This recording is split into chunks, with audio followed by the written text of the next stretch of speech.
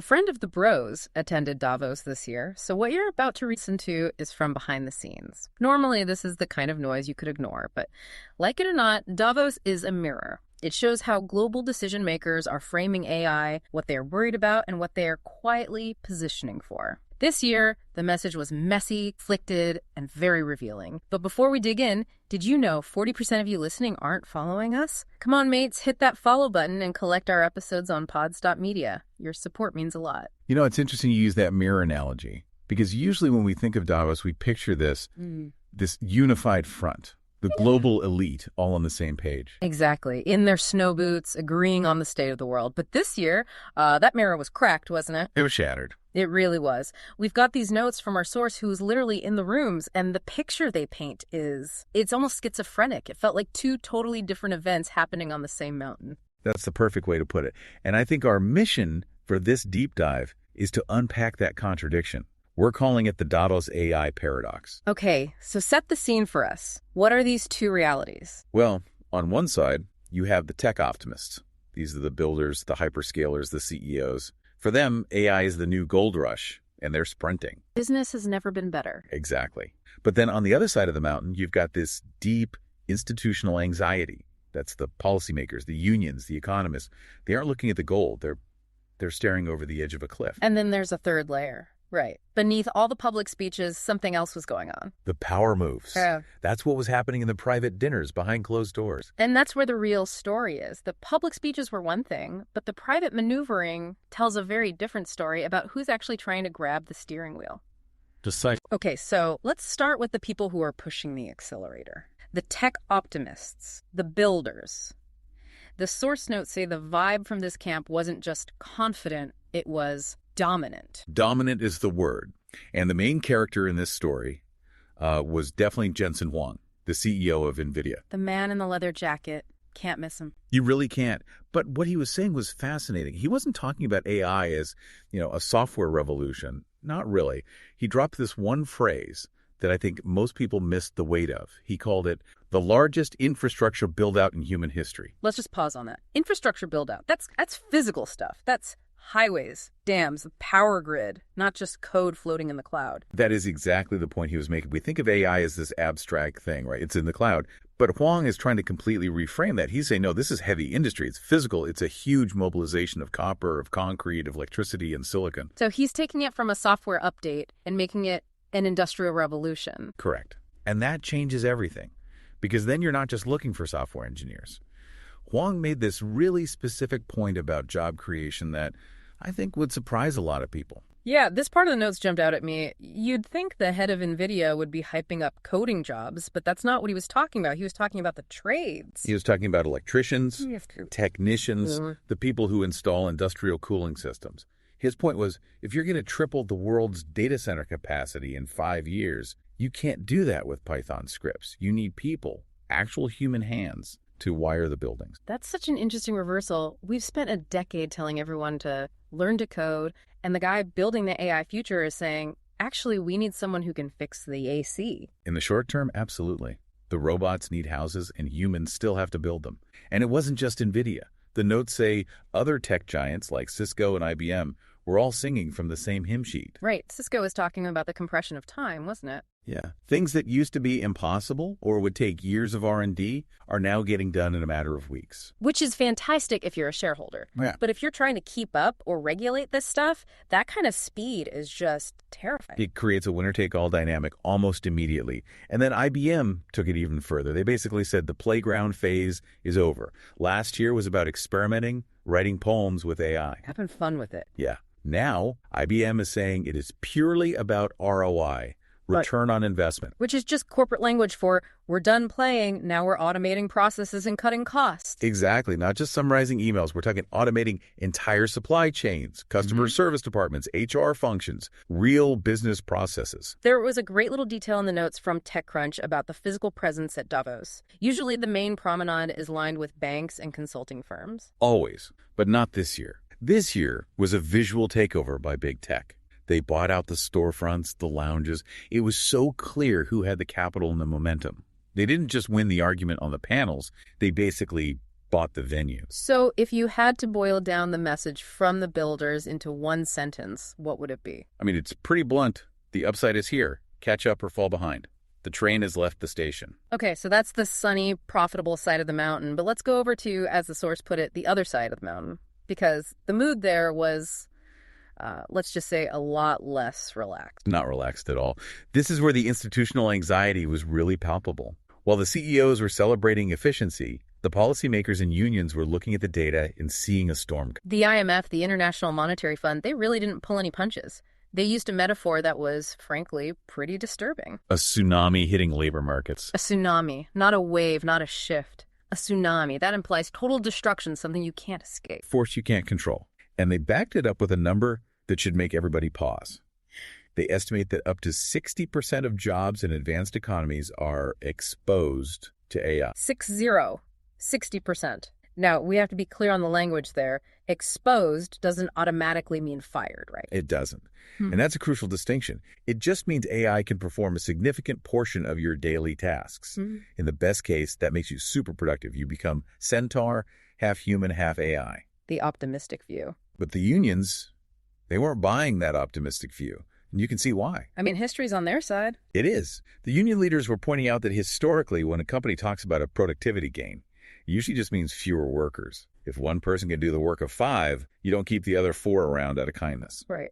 So let's get specific about the fears. The notes highlighted 2 squeezes that were keeping people up at night. The first one is the wage squeeze on the middle class. The fear is that even for jobs AI can't fully replace, it commoditizes the work enough that you lose all your bargaining power. If an AI can do 80% of your job for free, it's pretty hard to ask for a raise. It just devalues your labor. But the second fear, this is the one that really got me, the entry gap. Can you break that down? Because this feels like a really big deal for anyone starting their career. It's a huge structural problem. Think about how anyone starts their career. You get an entry-level job. You do the grunt work, right? Summarizing reports, checking for bugs, writing first drafts of things. The boring stuff, yeah. It's how you learn. It's like an apprenticeship. Exactly. But here's the problem. AI is amazing at the boring stuff. It's better, faster, and cheaper than a junior employee at all those tasks. So what happens when companies just automate that entire first rung of the ladder to save money? The jobs just disappear. And if the entry-level jobs disappear, how do you even get on the ladder in the first place? You don't. That's the burning the ladder problem. Yeah. We have experts today, but we might be cutting off the supply line for the experts of tomorrow. It creates this huge demographic crisis in the workforce a decade down the line. Okay, that explains the tension. It's not just some vague panic. It's a real fear that the system for training people might be breaking in real time. And that our institutions, governments, schools, they just move too slowly to fix it before it does. So you've got the optimists building the rocket ship and the worriers pointing out there are no seatbelts. But while they were having these public debates, something else was going on behind the scenes. The power moves. Let's go there now, away from the main stage into the private chalets. This is where the real positioning was happening, and one name was just everywhere. OpenAI. And it feels like their whole strategy has changed. For the last couple of years, they were the ChatGPT company, the magic consumer app. Right. Fun, but maybe not essential. Yeah. But at Davos, they weren't selling a consumer app. They were selling infrastructure. And what's the difference there? The difference is dependency. They don't want to be the toaster you plug into the wall.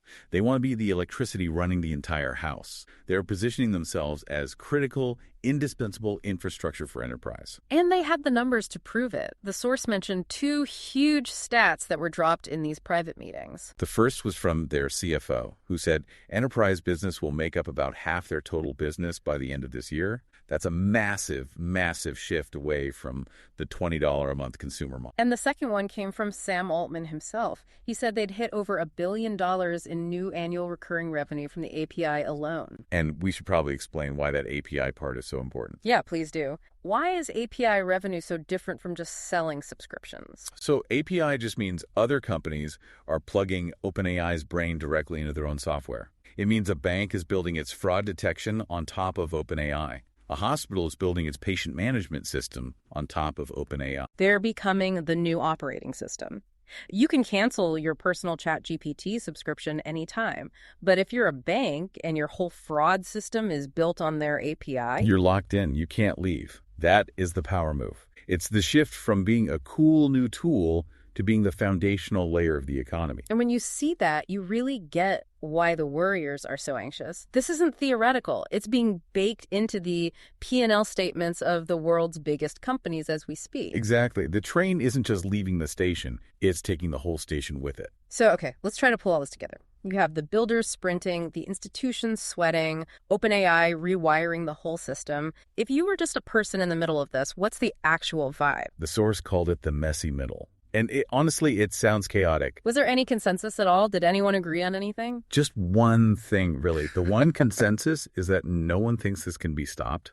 The genie is out of the bottle. So all that talk about pausing AI, that's not happening. Not realistically, no. And nobody agrees on the absorption rate, how fast society can handle this change, and absolutely no one feels like they're really in control of the pace. It sounds like riding a wild horse. Yeah. You might be on its back, but you're definitely not steering. That's a great analogy. Yeah. And Jamie Dimon, the CEO of JP Morgan, probably summed it up best. He's that pragmatic, business-first voice. What was his take? He just said, you cannot put your head in the sand. AI is coming whether you like it or not. Classic Dimon. Very direct. But then he added something that really stood out. He used the word violence. He talked about the violence of the transition. Violence. That's a strong word for a banker. They usually say volatility or disruption. He didn't mean physical violence. He meant the economic violence of it, the abruptness, the way it just tears up old industries and destroys old business models without asking for permission. It's that lack of control again. Yes. The ultimate conclusion from our source is that the markets and the capital are moving regardless of any debate. You can have panels on ethics all day long, but the money is flowing to where the growth is. And right now, that is with the builders. It's a bit chilling. It feels like the machine has its own momentum now. It does. And that brings us to the final verdict, I think. Right. So we've looked in this cracked mirror. We've seen the paradox. What's the takeaway? If you're listening to this and just trying to figure out your own career, what do you do with this? The first takeaway is realizing that Davos isn't where the answers are. It's just where the narratives are shaped. Exactly. It's a thermometer, not a thermostat.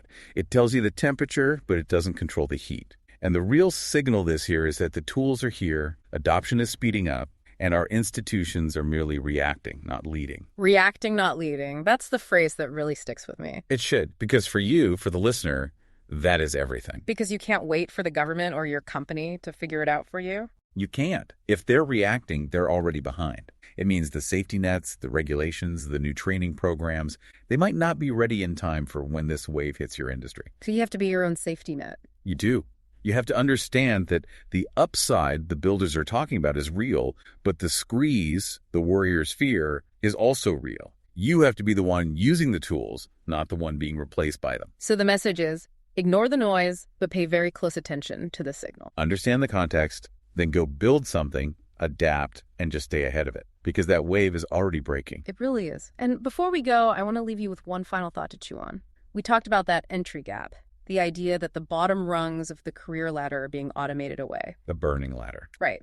If those rungs are gone, how does the next generation learn the skills they need to become the experts of tomorrow? If you can never get the job where you learn the basics, how do you ever become the senior expert who knows how to manage the AI? It's the ultimate paradox, isn't it? Are we optimizing ourselves out of the very ability to learn? That is the question. Something to think about. Thanks for diving in with us today. My pleasure. We'll catch you in the next one.